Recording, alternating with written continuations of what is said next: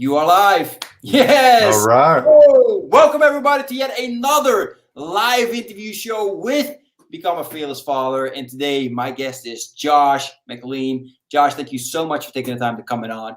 And there's something he doesn't know.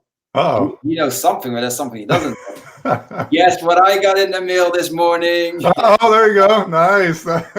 It was the perfect timing, man. It just came in. So Catalyst is, as you guys can see, right there, Josh McLean. So he got this as a gift. So thank you, man. I really appreciate this. The only thing I've read so far is this. So, I won't hold it against you. I won't hold it against you. No, I'm not that fast on reading. But the cool thing is, I just finished my book that I was reading. So, I'm going to start with this one next. Perfect. And then we'll talk about it some more. But looking forward to it. I noticed on your Facebook, man, you're all about purpose, and I love that. It's one of the first things that I work with my clients. So I really want to know from you, like, I had this question for you, right? So how do you find your purpose? But let's start off with the simple first question that I think, because there's a lot of people that are walking around this earth. I call them zombie dads when we're just looking at you and me, right? So our fellow compadres, I call them zombie dads, right? And they have no idea about purpose. They have no idea what it is, what for, etc. So let's start off with that. Why should someone go out and go through the trouble, the effort of really finding their purpose?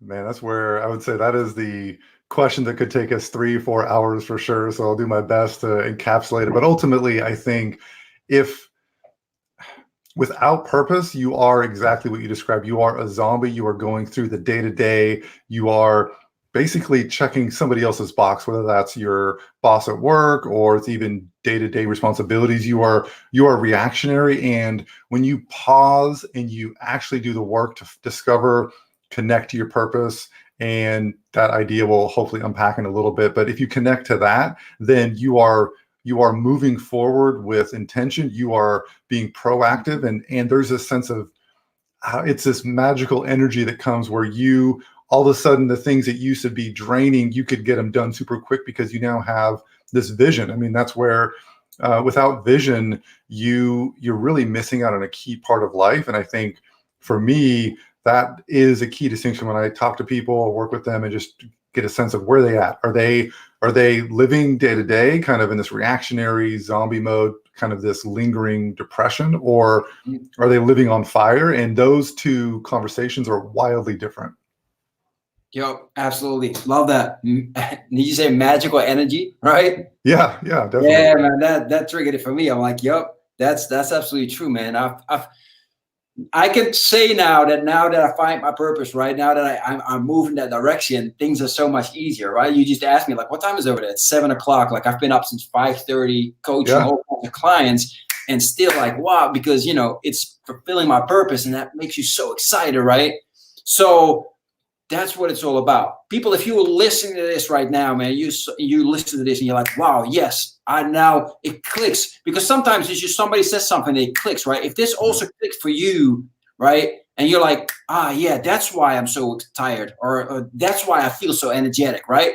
Because some people just found their purpose by accident, right? They have no idea what they found by accident. So we're going to talk about that as well. But if you clicked it right now, make sure hit that heart button as many times as you can. People, important. That way, a lot of more people are going to see this thread and listen and learn from Josh, because we got at least 20 minutes to get into this, and that's mostly what we're going to talk about.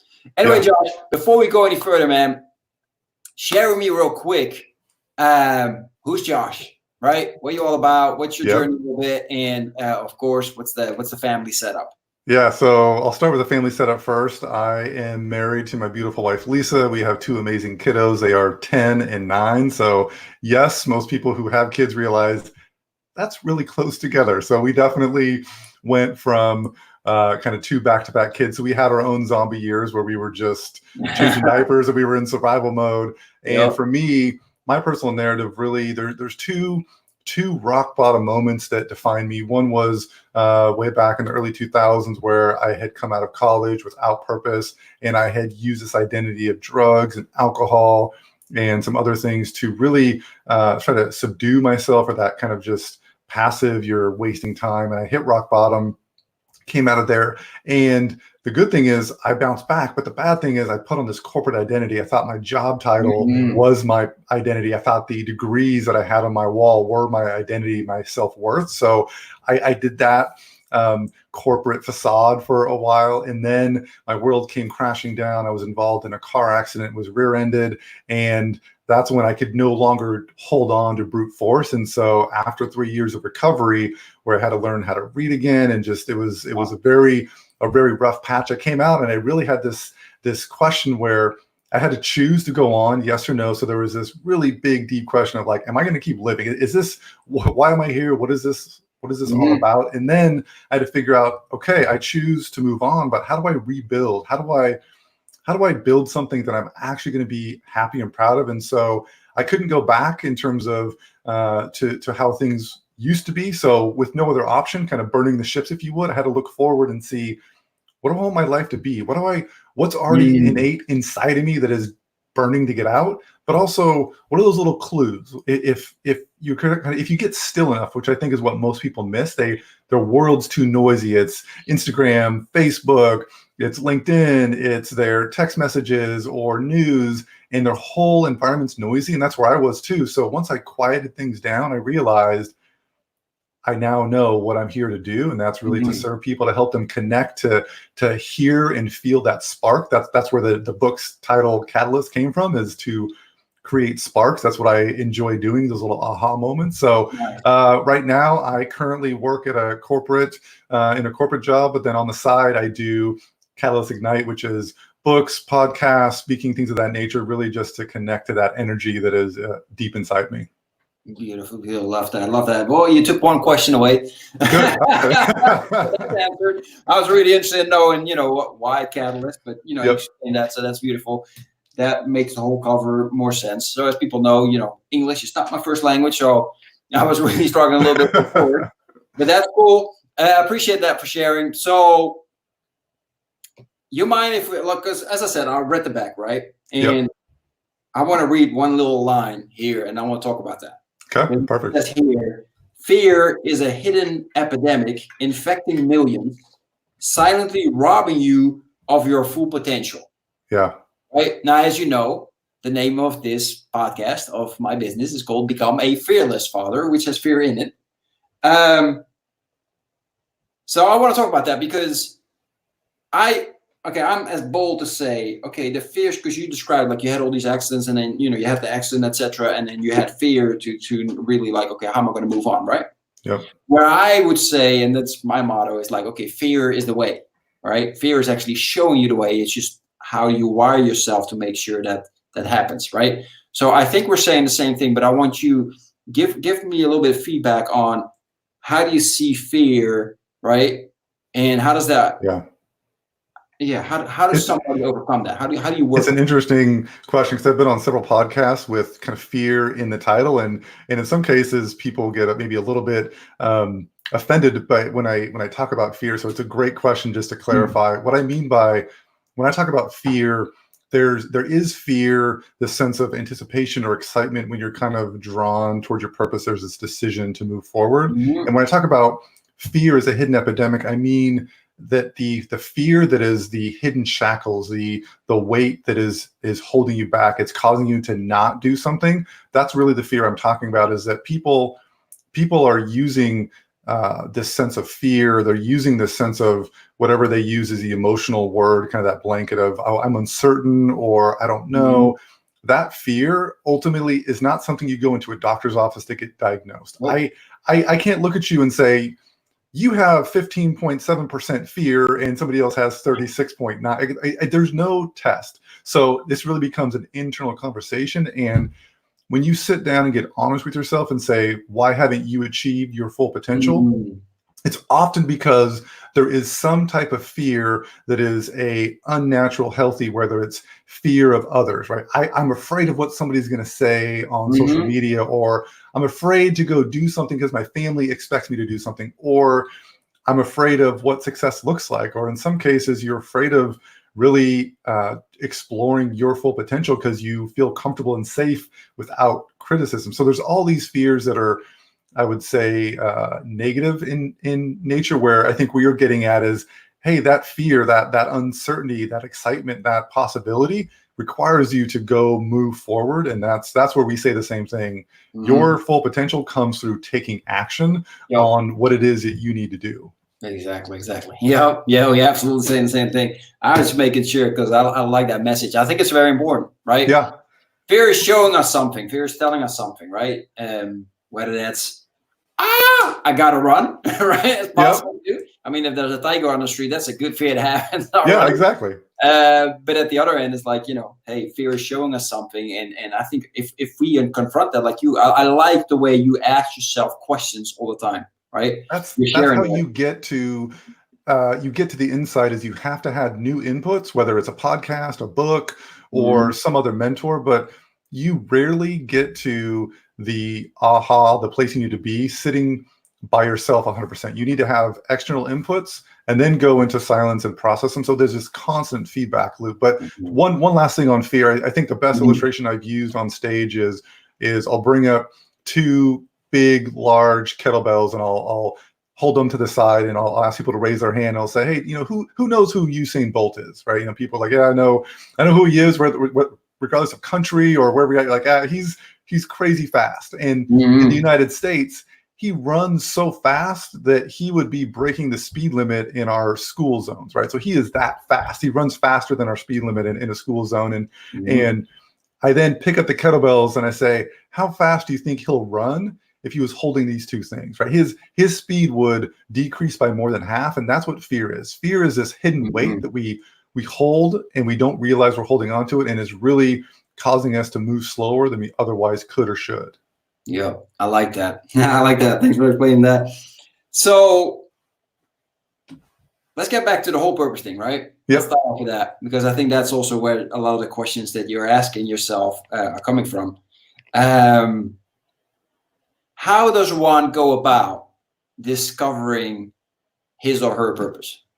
That's one of the bigger questions, something I've been shared on this week. Oddly enough, the timing of this podcast and what I was writing about today were magically aligned. But the biggest concept, if I just zoom out really quick and talk about purpose, it needs to be in context of what I call balanced success. And that's where a lot of people have success, but it's in one area. It's success in maybe an extracurricular pursuit. They're really good at running or biking, but their family life isn't that good. Or maybe their work life is great. They're making money, they're getting promotions, but their home life is miserable. And this idea of balanced success requires you to connect to your purpose, but then have this framework of making sure your goals are aligned to your purpose, taking action that's aligned to your goals, removing roadblocks, which is where fear comes in, and then ultimately having a feedback loop. So my balanced success framework is really 5 steps. And that's one of the PDFs that I want to send you after this, just so you have that visual. So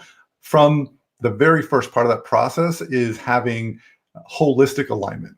Within holistic alignment is 3 things that you need to consider, and where most people get it wrong. So if you think through a Venn diagram, those are the 3, images, 3 circles that kind of overlap each other. You have your, what I call MRI. So you have your mission or your purpose, you have your relationships or your family, and you have your income or career.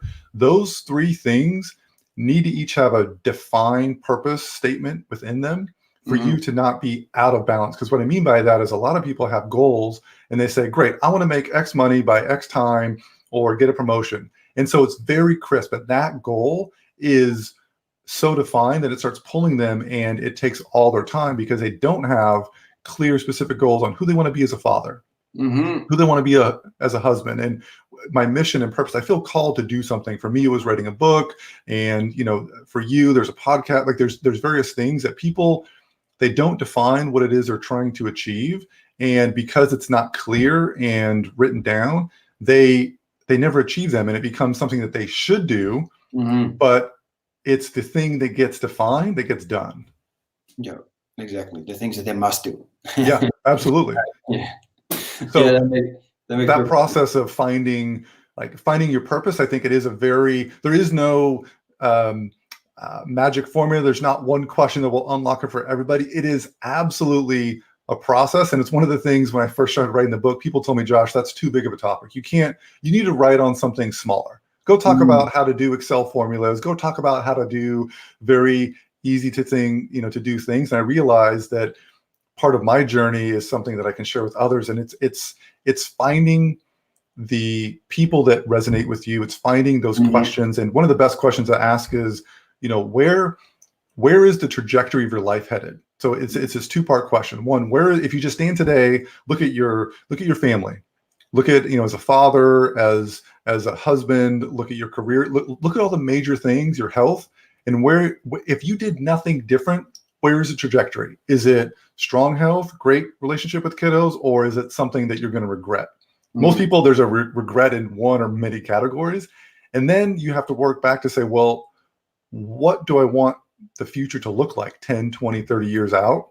And then the process is to really reverse engineer to say, well, if this is true, if I want to be, standing at my kid's wedding 20 years from now, and I want that to be this great hug, deep, rich, just love for each other. What would have to be true in 10 years for that to be on track? What would have to be true in 5 years?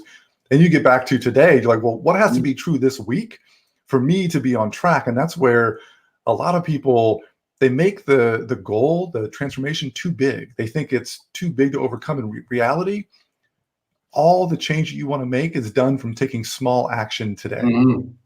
Yep. Everything that you can do today. Yeah, absolutely, man. I actually take it a bit further. I'm actually starting to have my clients write down their eulogy. Yeah, that's a great exercise. Yeah. Because they don't like it. Yeah. So, but if you take it that far out and you know exactly how you want others to refer to you when, it's your last, when your last day was and you're there, right? Yeah. What's the legacy that you want to leave? What do you want people to say about you? And then take it back. Exactly. Right. Again, it's fear. But it's funny though, or maybe not funny, but still, that's happening. Like you can be fearful of dying, but that's like one certainty we have in life. It's like that's going to happen. Right. And I like that, and to work back to make sure that you make the certainties of, okay, like you said, like, okay, what am I going to do today to make that a reality, right?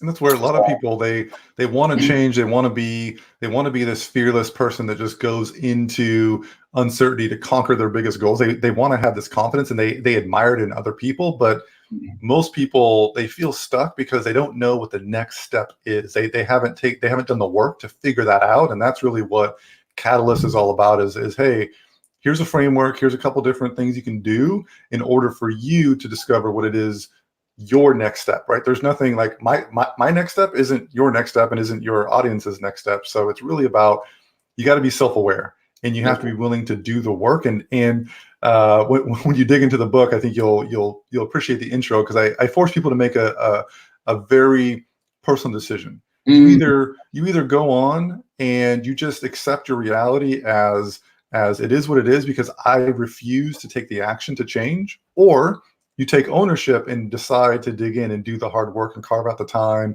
to stop wasting all your time on things that don't matter. And that's ultimately the choice that we all have as parents, especially because our kids need us. They want us. And if we don't pour into them in that way that they need, they're going to go get that love, attention elsewhere. Yeah, exactly. No, absolutely.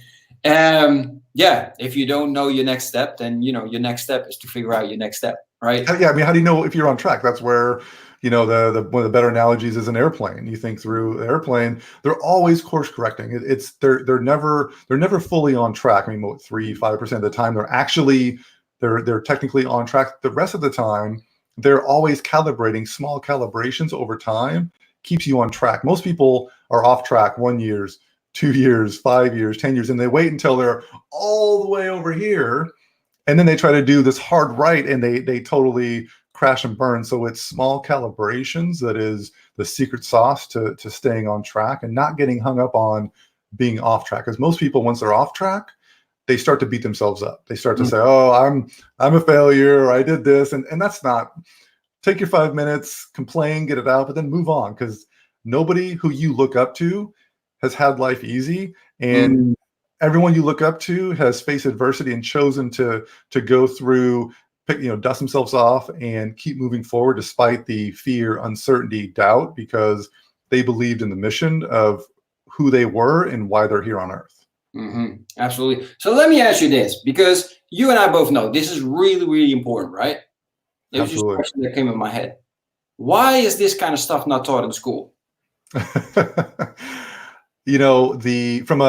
a United States perspective, that's where I can speak from, is in the United States, our school system, our educational construct was built to service one thing, and that was to create obedient industrial age workers. So that means you don't have an opinion. You know what the right answer is. You learn what it is, and you just nod your head. That's at the end of the day. Now, there's great teachers out there. I'm not saying the educational system is entirely broken, but when you think through the origin story of the American education system, it wasn't meant to help you discover who you were. So that's where supplementary education is required, whether it's a course or a podcast or a book. And for me, that was one of my biggest ahas were finding books. I had never read a personal development book until early 2000s. When I did, I go, this is a whole different world. And then I met a mentor, and then by that time podcasts are coming out. So for me, my day-to-day reality is there is a lot of tactical stuff. I got to take the kids to school. I got to go pick them up. I got to go to the grocery store. So I'm not saying it's me sitting in a chair in meditation mode 8 hours a day, but it's finding those gaps of time to say, I need to expose myself and to be around people, whether it's physically one-to-one, it's virtually like we're doing right now, or it's this one-to-many relationship, books, podcasts, audiobooks, things of that nature. Exactly. So how does this affect you in being a father? Yeah, it makes me live in the present.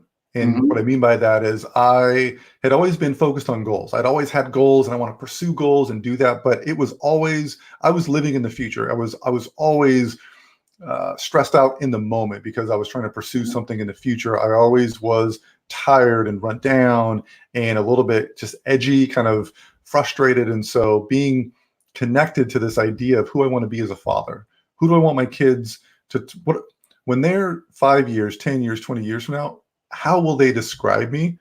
And that shapes a lot of what I do on a day-to-day basis. So for me, that means that I intentionally engage with my kiddos and I say, hey, like, how do you want to spend time this week? What do you want to do? And so I give them acknowledging that I care about them and I don't view them as a distraction. So many parents act like their kids are a distraction and their kids feel it.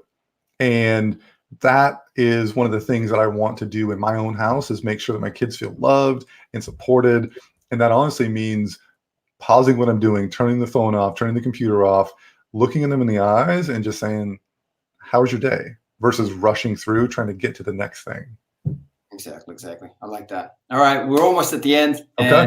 So 2 more things real quick. One is, for all the entrepreneur dads that are watching this, what will be your biggest golden nugget to give them before we sign off? Bring them along the journey.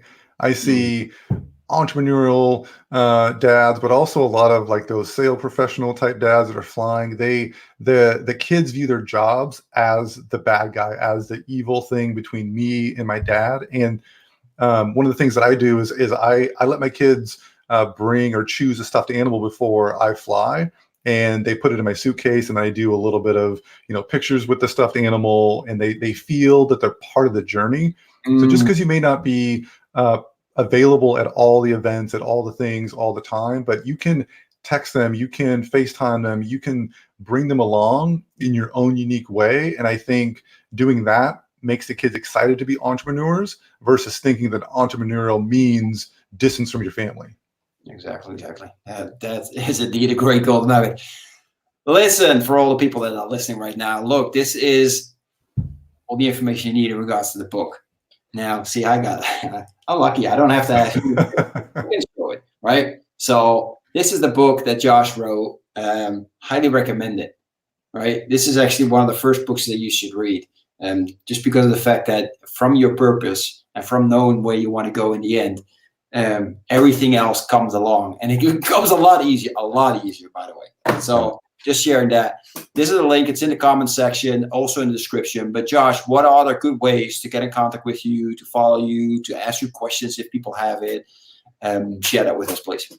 Yeah, you can find me on Instagram at Josh Catalyst, or at my Facebook group is a great way to connect. If you search Catalyst Ignite, you'll see the community there, which is really for people looking to find that spark with other like-minded individuals. So those are probably the two best places, or on my website, catalystignite.com. Nice. Excellent. Thank you very much for that. Everybody else, again, if you're watching this, thank you so much. I appreciate all of you. Again, make sure you hit that heart button as much as you can. If you got any small gold nuggets, big gold nugget out of it, show some love for Josh, and also make sure that you share this. I mean, these are very profound things in regards to purpose, and it's very important for us that a lot of people take advantage of this, learn from this, and find their purpose, because life just becomes so much more beautiful once you've done so. Thank you for having me. Very, very exciting to have this conversation. Absolutely, man. Likewise. It's been an honor. Everybody else, have an amazing rest of the day, and I will talk to you all very, very soon. I have a surprise coming up in 2 days, so be aware of that. Talk soon. Bye-bye.